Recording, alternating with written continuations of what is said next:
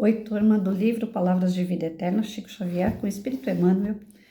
A mensagem é do capítulo 172, Oração e Cooperação. Quando quiserdes orar, entrai para o vosso quarto, e cerrada a porta, orai a vosso Pai em secreto. E vosso Pai, que vê o que se passa em secreto, vos recompensará. Jesus.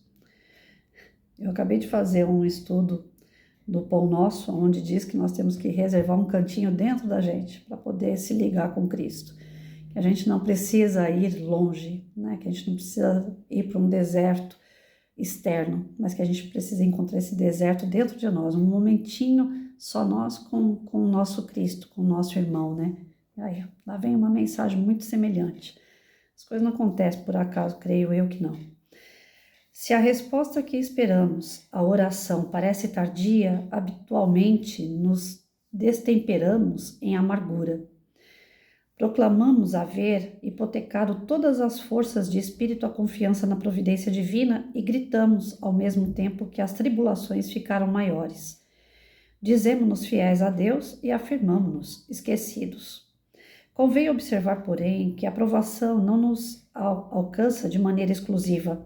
As nossas dificuldades são as dificuldades de nosso grupo. Familiares e companheiros sofrem conosco o impacto das ocorrências desagradáveis, tanto quanto a fricção do cotidiano pela sustentação da harmonia comum. Se para nós, que nos asseveramos, alicerçados em conhecimento superior, as mortificações do caminho assumem a feição de suplícios lentos, que não serão elas para aqueles que nossos entes queridos ainda inseguros da própria formação espiritual. Compreendemos que, se na extinção dos nossos problemas pequeninos requisitamos o máximo de proteção ao Senhor, é natural que o Senhor nos peça o mínimo de concurso na supressão dos grandes infortúnios que abatem o próximo. Em quantos lances embaraçosos somos, de fato, a pessoa indicada à paciência, à tolerância, ao entendimento e ao serviço? Com semelhante raciocínio, reconhecemos que a pior atitude em qualquer adversidade será sempre aquela da dúvida ou da inquietação que venhamos a demonstrar. Em supondo que a solução do alto demora a caminho, depois de havermos rogado o favor da infinita bondade, recordemos que se a hora da crise é o tempo de luta, é também a ocasião para melhores testemunhos de fé. E que se exigirmos o amparo do Senhor em nosso benefício, é perfeitamente justo que o Senhor nos solicite algum amparo em favor dos que se afligem junto de nós. Então, não adianta só a gente ficar aqui, Senhor, Senhor, né? Me ajuda, me socorre, me tira dessa. A gente sempre está pedindo para Ele, mas a gente tem que cooperar para que essas situações também se transformem, também passem logo, né? Muitos de nós ficamos esperando, aguardando alguma coisa acontecer. Né? Tem muitas pessoas que ficam, Deus proverá, Jesus está providenciando, né? Eu espero que Jesus faça, mas e nós? Né? O que nós estamos fazendo? Assim como está difícil para nós, que temos um pouquinho de conhecimento, e aqueles que nem conhecimento têm. Está mais difícil ainda, não está? Concordam comigo? Tem gente que passa pela penúria porque ainda desconhece a Deus, não crê em Jesus, né? E essas pessoas, elas sofrem muito mais, porque se crendo, acreditando que Deus, que Jesus está intercedendo pelas nossas vidas. Muitas vezes o peso parece ser maior do que o nosso caminhãozinho, né? Agora imagina aqueles então que nem isso tem. Então, além da gente orar por nós, pedir intercessão em nossas vidas, nós temos que aprender a dividir isso com o próximo, que sabe menos, que não tem tanto conhecimento, que é mais ignorante ainda do que nós, que ainda está muito mais atrasado do que nós. E cada vez que a gente pede a intercessão pelo que está atrasado, aí Deus ampara mais a gente. É assim que funciona. Nosso caminho, ele vai se tornando mais brando, mais tranquilo, à medida que a gente vai resolvendo também os problemas dos outros, né? Mas sem pegar para nós. Em momento nenhum a leitura está dizendo que a gente tem que pegar o problema do outro para a gente. Que a gente vai resolver o problema do outro, isso não existe. Agora nós podemos pedir intercessão pelo outro. A gente pode orar pelo outro. De repente a gente tem alguma ideia para ajudar o outro, mas é ele, a responsabilidade é sempre dele, assim como a responsabilidade sobre nossas vidas é nossa. Então, quando eu fiz a leitura lá do Pão Nosso que deu, né, que a gente tem que fazer uma parada, um pit stop que chama, né, uma paradinha para entender o que está se passando com a gente, para pedir por nós, né? Quando chega esse momento que a gente precisa dar uma respirada, talvez até no meio de pessoas, no meio da situação, a gente não consiga ainda fazer isso. Eu, Patrícia, não consigo. Se eu tiver o tumulto, né, que nem até na casa espírita, se eu estiver fazendo uma oração e alguém começar a fungar muito, a fazer algum tipo de barulho em volta, eu não consigo me concentrar com Deus. Eu tenho essa dificuldade. Então eu preciso sempre de um lugar calmo, tranquilo. Pode ver que eu procuro fazer as leituras no momento mais tranquilo. Aí aparece cachorro latindo, aí aparece Mercado Livre tocando campainha. Eu sou testada o tempo todo, que eu procuro aquela calmaria para eu poder fazer minhas leituras, para eu poder internalizar, né, aquilo que eu estou aprendendo. Mas aí vem sempre um tumulto em cima, eu já percebi, né, que é justamente para exercitar essa situação do tipo, pode estar caindo o mundo, mas se é o momento da oração, eu tenho que me focar nela, né? Então, nós oramos de acordo com a nossa conveniência. Geralmente a gente ora pedindo, né? E a oração não é só pedir, a oração é louvar, é agradecer, né? Às vezes as coisas estão acontecendo em volta para você desanimar, para você cair, né? E aí naquele momento que você faz uma oração, parece que você ganha, parece não, você ganha uma energia nova, revigora todas as células do seu corpo, você começa a ter um outro tipo de energia. Então a oração ela serve para muita coisa, ela serve inclusive para cura, porque Jesus mesmo dizia, é a sua fé que te cura, não é uma vela, não é uma água, não é uma religião, não é um padre, um pastor, eles são símbolos de formas que você vai se religar com Deus, né? Você precisa desses fatores externos para começar a acreditar de verdade no Criador. Mas quando você começa a se desprender dessas coisas, né? Dessas pessoas, dessas religiões, você começa a entender que é você e Deus. Essa semana, todas as leituras, bem dizer, estão dizendo isso para nós. Somos nós com Deus. O que nós temos para falar para Deus? O que nós temos para pedir para Deus? O que nós temos para agradecer ao Criador? Então, somos nós e Deus o tempo todo. A gente precisa de alguma coisa exterior para nos religar, para a gente poder acreditar nele, porque nós ainda somos muito atrasados. Então, as nossas orações, elas são ouvidas. Você está no banheiro, pode fazer sua oração que você vai ser ouvido. Você está tomando banho, você está andando pela sua casa, você está lavando roupa, você está lavando uma louça, você está na rua, você está andando num ônibus, não importa onde. Pode estar acontecendo um monte de movimento em volta. Se você estiver ligado à oração, pedindo, agradecendo, louvando a Deus, ele está sentindo tudo isso, porque nós temos a centelha dele dentro de nós. Só que muitos de nós precisamos do exterior. Nós precisamos do movimento de uma religiosidade para a gente poder se engajar e estar ali, né, um auxiliando o outro, dando força. Quando alguém dá um depoimento, né, dentro de uma igreja, quando alguém faz uma palestra no centro espírita e fala das suas experiências através dos seus estudos, a gente precisa de um padre para poder conduzir a gente até o céu, né? Olha, faça isso, faça aquilo que vai dar certo. Então, essa exteriorização, quando você quer falar um pouquinho mais difícil, tá vendo? A gente enrola. Quando esse fato externo mexe com a gente embarca na fé, inclusive, dos outros, né? Então, a gente se sente fortificado. E, na verdade, ajuda. Para quem está um pouco mais atrasado, né? Ajuda. Porém, a gente vai ter que ter aquele momento que nós vamos se desvencilhar de tudo isso e entender que, no fundo, somos nós com Deus. Não é as pessoas, não é os dogmas de uma religião, não é como que eu posso dizer, os rituais de uma religião que vai nos levar até Ele. O que vai nos levar, o que vai fazer a gente ter esse elo muito forte com Deus, de sentir Ele na nossa vida, é a cooperação. É o trabalho que nós fazemos em prol do próximo, em prol da gente, né? Eu estou vivendo um momento assim, que está um pouco mais complicado, porque eu acho que eu até citei isso já em algum vídeo. Devido à poliomielite, eu não consigo colocar um sapato, né, para andar por aí afora. Então eu só tenho 2 tipos de sapato. Uma sapatilha que é lisa embaixo, que pode escorregar e cair, como aconteceu semana passada, e uma sapatilha que é uma meia de pilates, que se eu andar por aí ela vai molhar e eu vou ficar andando com o pé molhado. As duas, se eu ando na rua, as pessoas ficam olhando, do tipo, pessoa sem noção, andando de meia no meio da rua, né? Então, assim, eu tenho que buscar cooperação comigo mesmo. Eu tenho que cooperar com esse tipo de doença. Eu tenho que entender como lidar com ela no dia a dia para não ficar aborrecida. Às vezes eu dou uma queda, às vezes eu fico triste, às vezes eu fico deprimida, até porque eu falo, poxa, para quem antes desfilava com o All Star, eu tinha um de cada cor, olha como é que são as coisas, né? Para quem já andou com Nike, que é tênis muito pesado, muito duro, né, para poder fazer as caminhadas, já andei com aqueles de cano alto, né, que também era muito pesado, que parecia uma bota, e hoje eu não consigo andar de chinelo, eu não consigo andar de sandália, só tenho 2 opções e eu percebo que as opções estão se esgotando.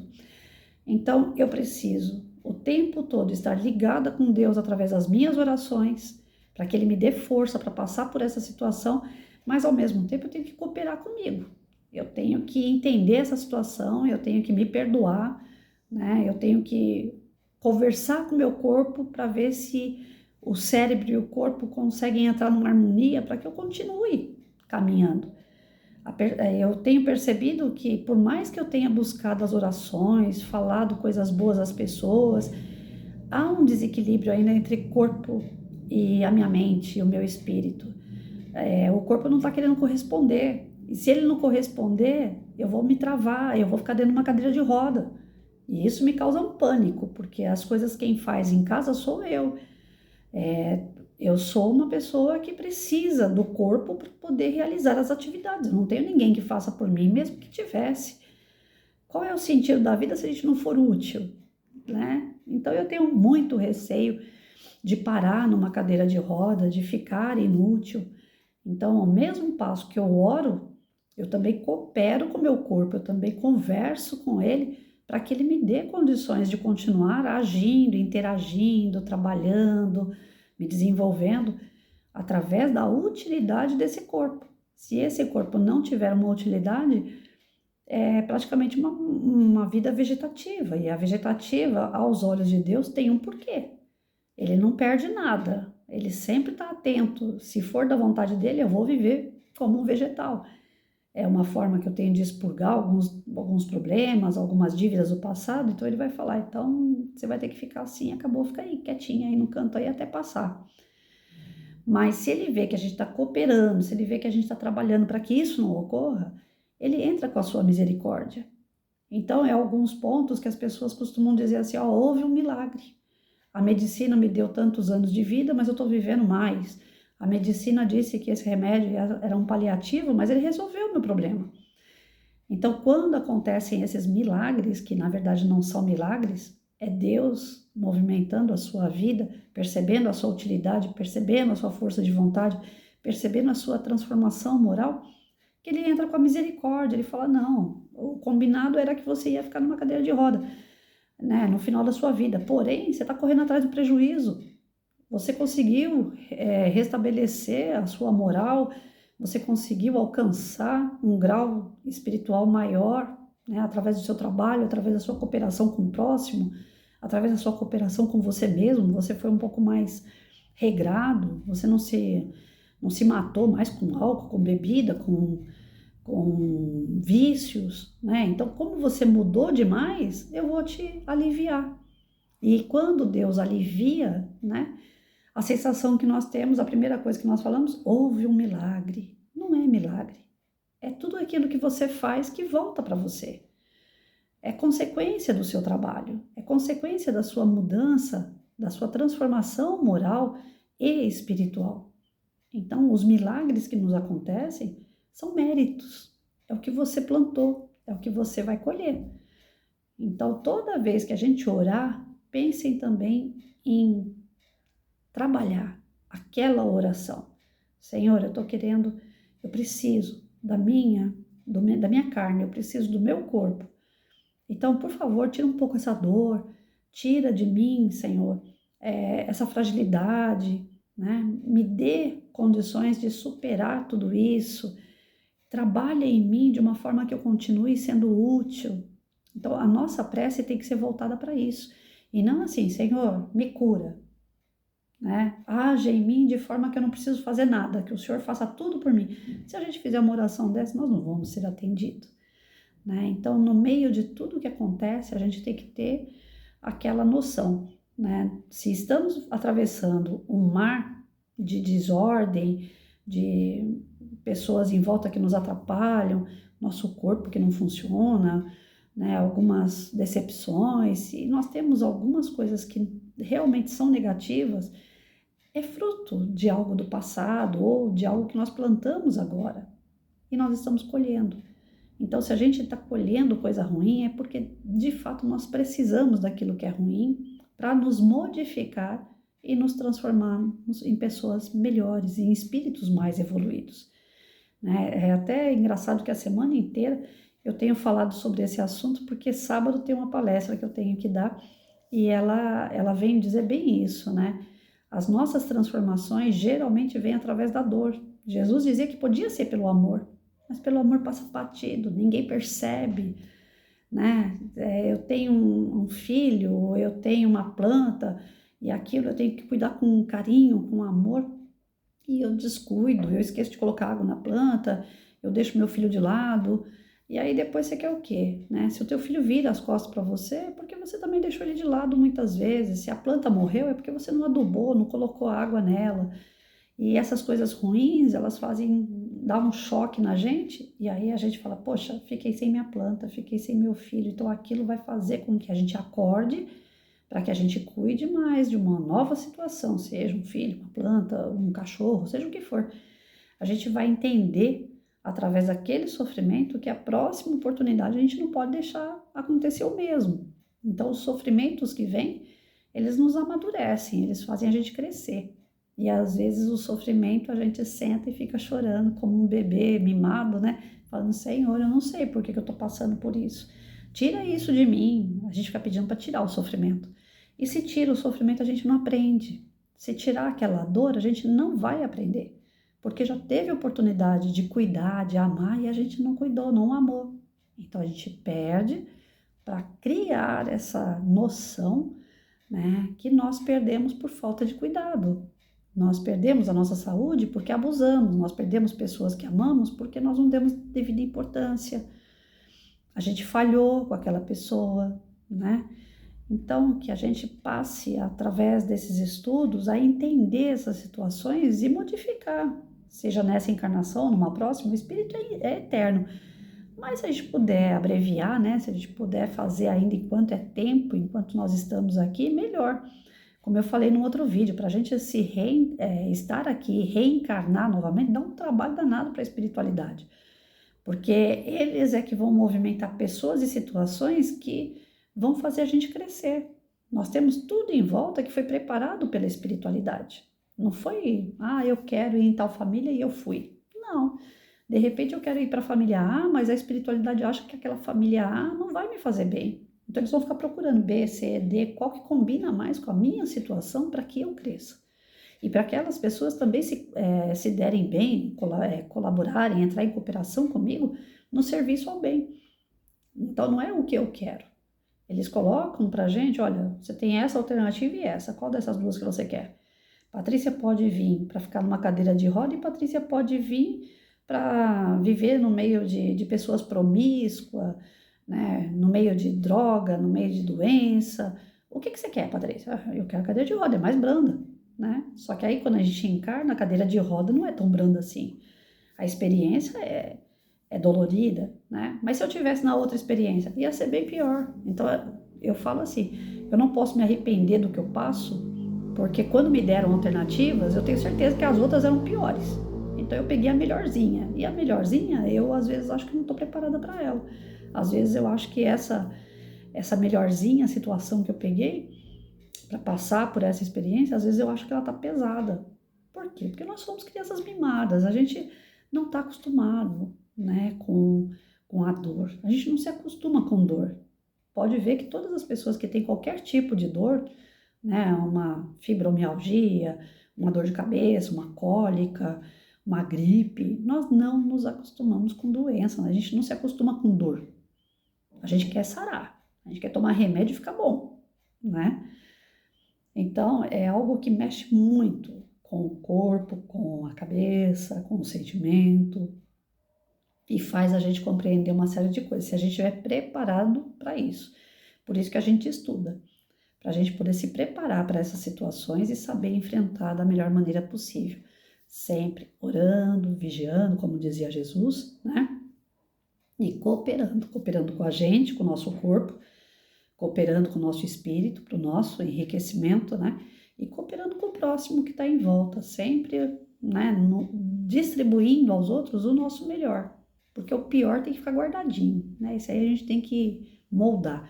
Para os outros, a gente passa sempre o melhor, sempre a melhor energia, sempre a melhor palavra, né? Que possa auxiliar o próximo, que possa cooperar com o seu enriquecimento também, tá bom?